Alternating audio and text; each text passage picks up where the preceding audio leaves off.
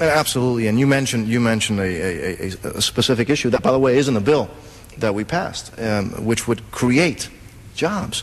Another thing that would create jobs, and that is also in the bill that we passed.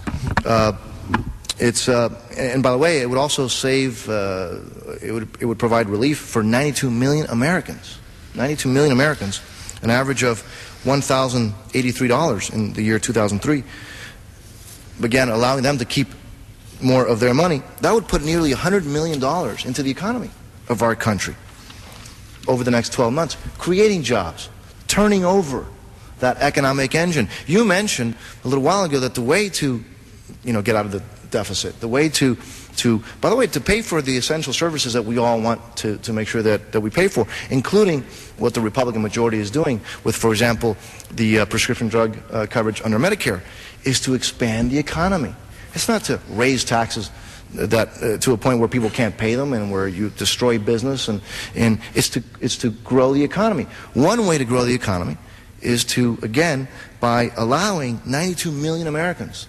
Now, I know, some of our friends on the Democratic side will say, "Oh, those are rich folk. You're going to cut $1,083 in the year 2003 on 92 million Americans. Those are rich folks." 92. I wish, by the way, that there were 92 million rich people in the United States. That's just not the fact. Those are not the facts. But that will allow Americans to keep more of their money, to spend more of their money, to invest more of their money, to put it into their businesses, and that alone is $100 million into the economy that right now is being sucked in this huge sucking sound that goes from every single city, town, village in our country, of money coming up here to D.C. to do with it, as we know the government does with it, including some of the things that we mentioned. The plan that we passed also would see the tax burden eliminated entirely on 3 million moderate income families. 3 million moderate income families would pay zippo, zilch, nada, zero. Those aren't rich people. No, those are working families. Those are working families. How about the child tax credit that will be raised from $600 to $1,000? Tell me that's not something that has to happen. Tell me that's not something that the American people deserve. Tell me that's not something that the American people can do better with their money than us in D.C. with the bureaucracies and the size of this government. And again, 23 million small businesses would benefit from H.R. 2, the bill that we passed, House Resolution 2, by having more capital to expand on their businesses. That's what this country needs. And I know that some are content. Some are content to think, well, no, we shouldn't do anything. We should just kind of pretend that things are okay. They'll complain here on the floor. They'll complain, but they won't propose anything that creates any jobs. I am so proud to have been able to support this package that actually will create so many jobs for the hard-working people of this country. And I don't know about the area that you represent, but in the state of Florida, the area that I represent, people are concerned. People want jobs. People want to work.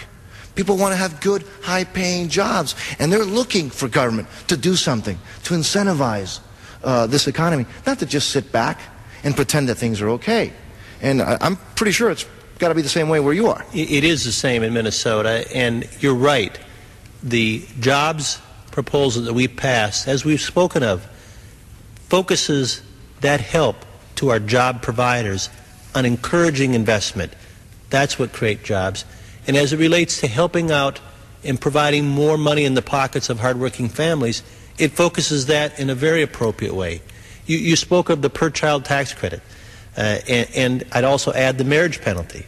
As somebody who has 23 years plus of marriage under his belt and 4 teenagers to help pay for, and I want to make sure that there isn't disincentives to keep you from enjoying both of those treasures of life. Marriage penalty is something we have to get rid of, and getting rid of it now, as this bill does, is critical.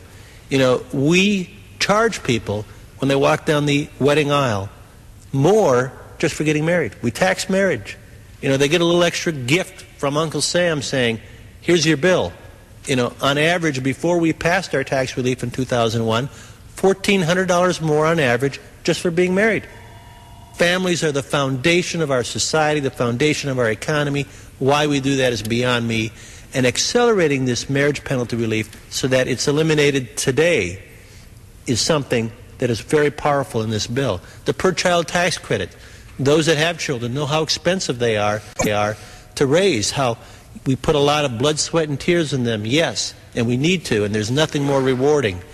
But we also have to put a few dollars out for their education, for their food, for their clothing, and we benefit greatly as a country from the youth. Having this increase in the per-child tax credit from $600 to $1,000 now is something that's very important to do and a very important part of this tax relief jobs bill that we just passed. Well, and you also get taxed when you die. When you die, you also then get taxed again on money that you've already paid taxes on, by the way, to the government. And so it's one tax after another tax after another tax, and it seems that some people are just never satisfied. There's never enough that we can take away from the American people, and that has to stop. That attitude, that philosophy, that approach, that culture. We have to change the culture from a culture of just grabbing as much money as we can from the taxpayer and spending it whichever way we can, regardless of the waste, regardless of the fraud, regardless of the abuse, to a culture of responsibility, a culture of real responsibility. And again, we misspent so much money. And on top of that, it's not only that we misspent money, is that the bureaucracy that we create forces the American people to spend a ton of money. I mean, for example, the IRS, which, by the way, spent $8.9 billion administering the tax code. Just administering the tax code.